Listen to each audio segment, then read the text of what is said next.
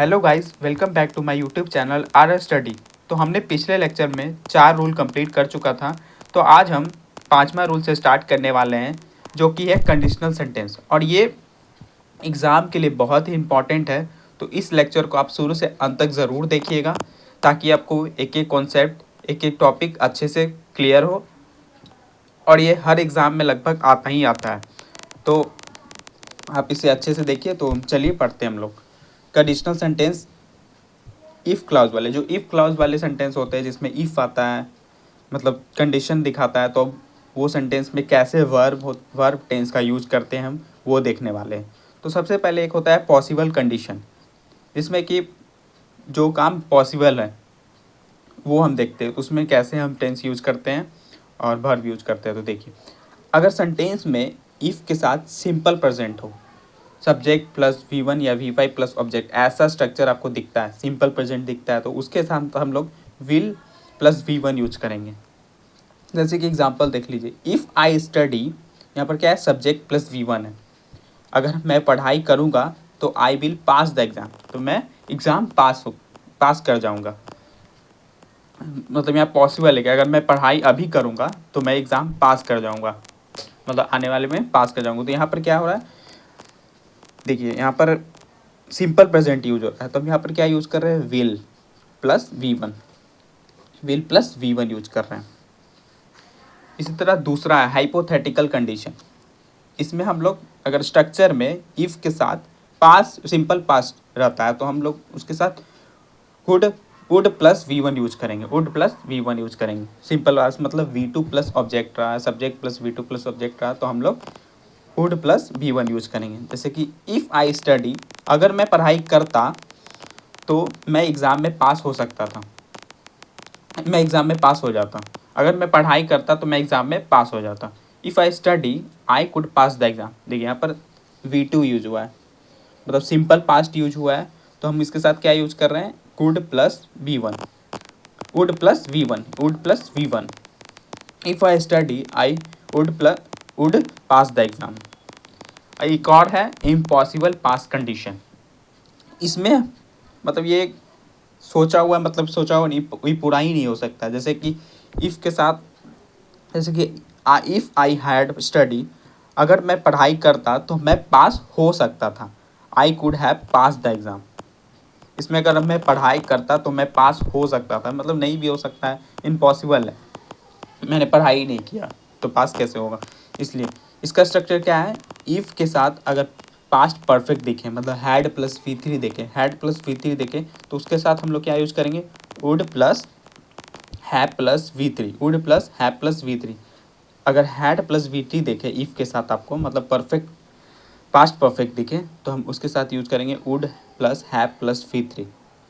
जैसे कि example, if I had study, यहाँ पर क्या है, पास्ट परफेक्ट है, हैड प्लस V3 है, तो हम आगे क्या यूज कर रहे हैं, I could have pass the exam, I would have passed, would have plus V3 use करेंगे। और एक एक्सेप्शन है, एक्सेप्शन क्या है, the rule does not apply for the universal, मतलब कोई भी अगर यूनिवर्सल ट्रूथ हो या फिर हैबिचुअल एक्शन है, तो उसमें हम सिंपल प्रेजेंट ही यूज करेंगे, उसमें कोई रूल फॉलो नहीं होता। जैसे कि if you heat water it turns into vapour, मतलब ये जाहिर सी बात है कि अगर हम पानी को गर्म करेंगे तो वो वेपर बनेगा ही, तो ये यूनिवर्सल ट्रूथ है, तो इसमें हम सिंपली प्रेजेंट यूज करेंगे। If you heat water it turns, देखिए यहाँ पर टर्न्स सिंपल प्रेजेंट है, तो इट टर्न्स इनटू वेपर। तो चलिए, ये रूल आपको अच्छे से समझ आ गया होगा, तो हम नेक्स्ट रूल पे चलते हैं। तो चलिए छठा रूल हम देखते हैं, वन ऑफ द। तो वन ऑफ द सेंटेंस में कैसे यूज होता है, उसके साथ नाउन कैसा लिया जाता है, उसके साथ वर्ब कैसा लिया जाता है, वो हम देखने वाले हैं। तो वन ऑफ द के साथ नाउन हमेशा ही प्लूरल होगा। देखिए, the noun after one of the is always plural, मतलब वन ऑफ द के साथ जब भी नाउन आएगा तो हम प्लूरल ही लेंगे।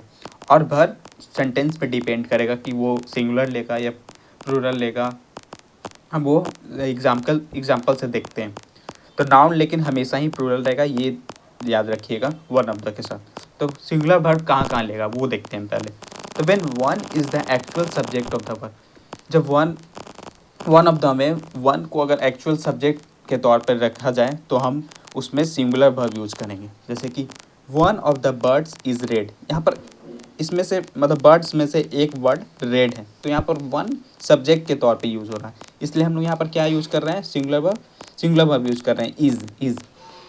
इसी तरह एक और एग्जांपल है, one of the pens is blue. मतलब यहाँ पर भी हम वन सब्जेक्ट के तौर पे यूज़ कर रहे हैं, मतलब इतने पेन में से एक पेन जो है वो ब्लू है। लेकिन हम यहाँ पर देख रहे हैं कि नाउन हमेशा ही प्लूरल नाउन यूज हो रहा है, प्लूरल नाउन हमेशा यूज हो रहा है।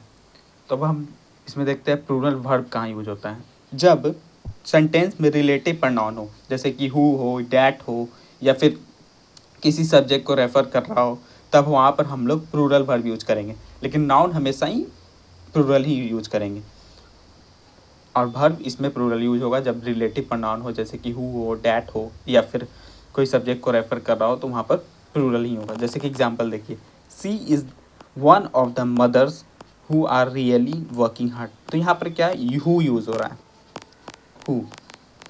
तो हम लोग क्या यूज कर रहे हैं, प्लूरल वर्ब आर। और यहाँ पर देखिए नाउन भी प्लूरल यूज हो रहा है, तो नाउन तो हमेशा ही प्लूरल यूज होगा। तो जैसे कि she is one of the mothers who are really working hard, तो यहाँ पर हु यूज कर रहे हैं, इसलिए हम लोग आर का यूज कर रहे हैं यहाँ पर प्लूरल वर्ब का। और एक स्पेशल केस है, स्पेशल केस क्या है, अगर सेंटेंस में द ओनली वन हो, the only one of the हो, तो हमेशा ही हम सिंगुलर वर्ब यूज करें सॉरी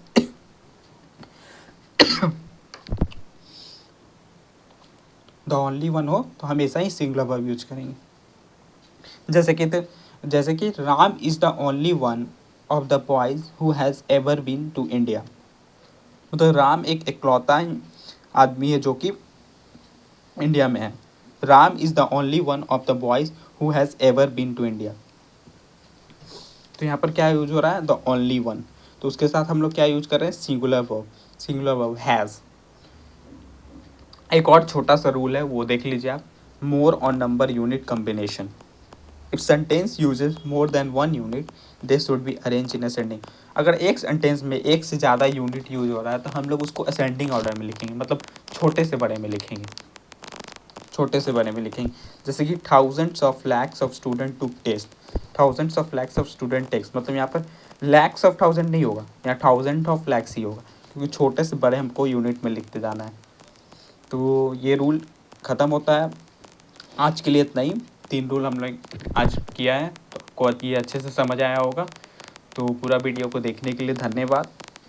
आप इस चैनल पर नए आए हैं तो उसको सब्सक्राइब कर लीजिए, इसी तरह का वीडियो आपको हमेशा मिलते रहेगा जब तक कि 120 रूल ना हो जाए, और हम लोग 120 रूल पूरा कंप्लीट करेंगे अच्छे से। तो ठीक है, थैंक यू, धन्यवाद।